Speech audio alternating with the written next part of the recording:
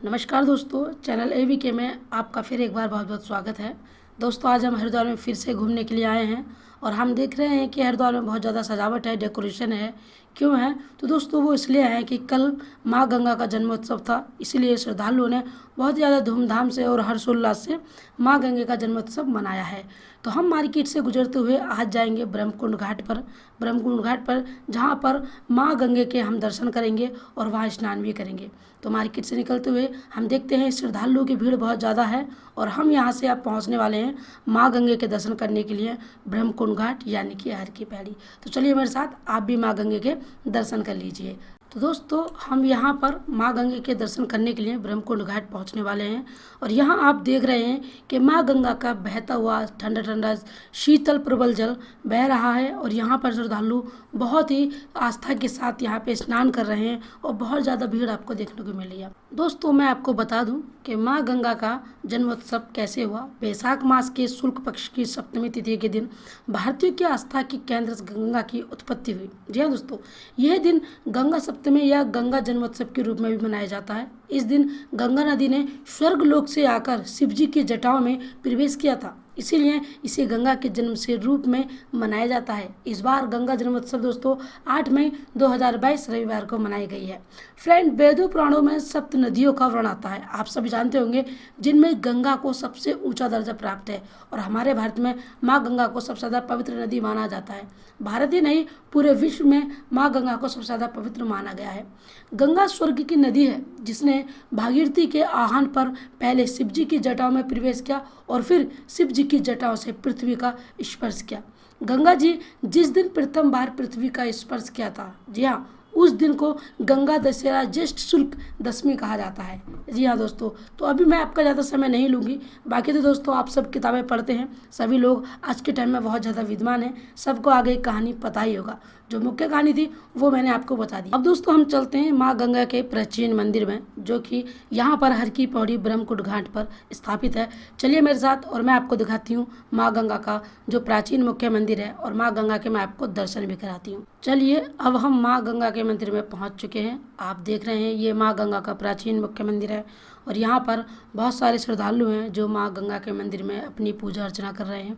चलिए मैं आपको माँ गंगा के दर्शन करा देती हूँ, जो कि आप बहुत ही अच्छे से माँ गंगा के दर्शन कर सकते हैं। ये देखिए दोस्तों, यहाँ पर माँ गंगा इस मंदिर में विराजमान है। दोस्तों, परम पावनी गंगा मैया की महिमा ही अपरंपार है। कहते हैं कि बड़े भाग्य से गंगा मैया के दर्शन होते हैं और उससे भी उत्तम भाग्य हो तो मिलता है उनके जल में डुबकी लगाना। और साथ ही धार्मिक मान्यताओं के अनुसार माँ गंगा लोगों के पापों का क्षय करके उन्हें जीवन मृत्यु के चक्कर से बाहर निकालकर उन्हें मोक्ष भी प्रदान करती हैं। माँ गंगा के दर्शन करने के लिए यहाँ पर बहुत बहुत दूर से हरिद्वार में श्रद्धालु आते हैं और माँ गंगा के चरणों में अपना शीश नवाते हैं और अपनी मनोकामनाएं मांगते हैं। मैं आपको एक बात और बता दूं, यहाँ पर गंगा तट पर बसे तीर्थ और कुंभ नगरी हरिद्वार में कई प्राचीन मंदिर हैं, आश्रम और तपोवन भी है।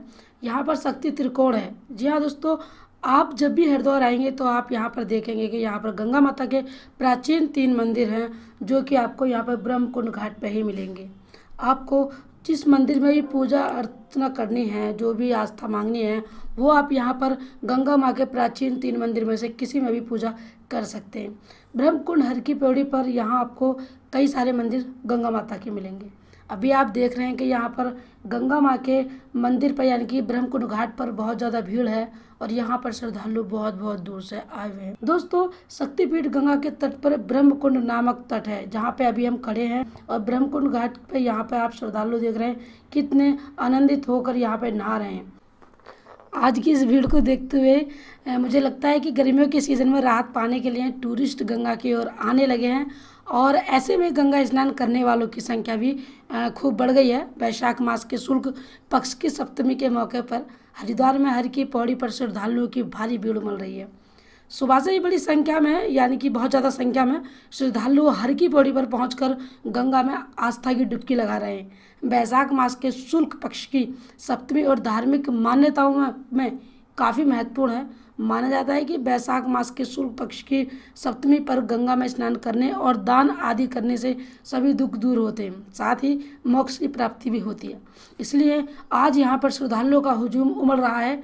और शायद इस भीड़ का अंदाज़ा प्रशासन को पहले से ही था, इसलिए इसे ध्यान में रखकर पुलिस ने सुरक्षा और ट्रैफिक संबंधी इंतजाम करने का दावा किया है। और साथ ही फ्रेंड, आप लोगों से मेरी एक रिक्वेस्ट है, गंगा में स्नान करते वक्त अपना और अपनी फैमिली का ख्याल रखें और साथ ही थोड़ा ध्यानपूर्वक गंगा में स्नान करें और गंगा का आनंद लें और गंगा में गंदगी ना फैलाएं। गंगा का अपमान होता है, इसलिए आप गंगा को स्वच्छ रखें और अपना भी ख्याल रखें और ध्यान से आप गंगा में स्नान करें।